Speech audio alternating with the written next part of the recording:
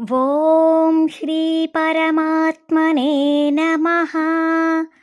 अथ गीताध्यानश्लोकाः। ॐ पार्थाय प्रतिबोधितां भगवता नारायणेन स्वयं व्यासेन ग्रथितां पुराणमुनिना मध्ये महाभारतम् अद्वैतामृतवर्षिणीं भगवतीम् अष्टादशाध्यायिनीम् अम्ब त्वामनुसन्दधामि भगवद्गीते भवद्वेषिणीम्। नमोऽस्तु ते व्यासविशालबुद्धे पुल्लारविन्दायतपत्रनेत्रा येन त्वया भारततैलपूर्णः प्रज्वालितो ज्ञानमयः प्रदीपः। प्रपन्नपारिजाताय स्तोत्रवेत्रैकपाणये ज्ञानमुद्राय कृष्णाय गीतामृतदुहे नमः। वसुदेवसुतं देवं कंसचाणूरमर्दनं देवकी परमानन्दं कृष्णं वन्दे जगद्गुरुम्। भीष्मद्रोणतटा जयद्रथजला गान्धारनीलोत्पला शल्यग्राहवती कृपेण वहनी कर्णेन वेलाकुला अश्वत्थामविकर्णघोरमखरा दुर्योधनावर्तिनी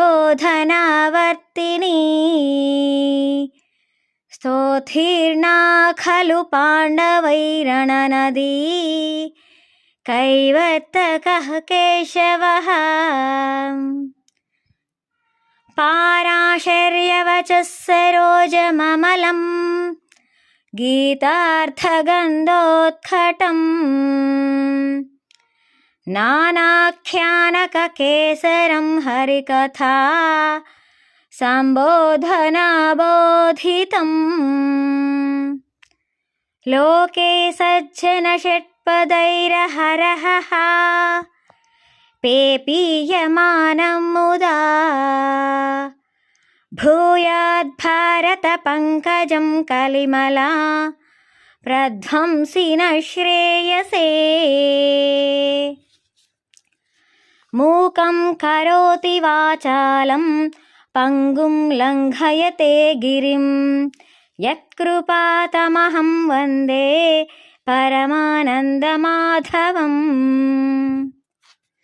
शान्ताकारं भुजगशयनं पद्मनाभं सुरेशं विश्वाधारं गगनसदृशं मेघवर्णं शुभाङ्गम् लक्ष्मीकान्तं कमलनयनं योगिवृद्ध्यानगम्यं वन्दे विष्णुं भवभयहरं सर्वलोकैकनाथम्। यं ब्रह्मा वरुणेन्द्ररुद्रमरुतः स्तुन्वन्ति दिव्यैस्तवैः वेदैः साङ्गपदक्रमोपनिषदैः गायन्ति यं सामगाः ध्यानावस्थिततद्गतेन मनसा पश्यन्ति यं योगिनः यस्यान्तं न विदुः सुरासुरगणाः देवाय तस्मै नमः। नारायणं नमस्कृत्य नरं चैव नरोत्तमं देवीं सरस्वतीं व्यासं ततो जयमुदीरयेत्।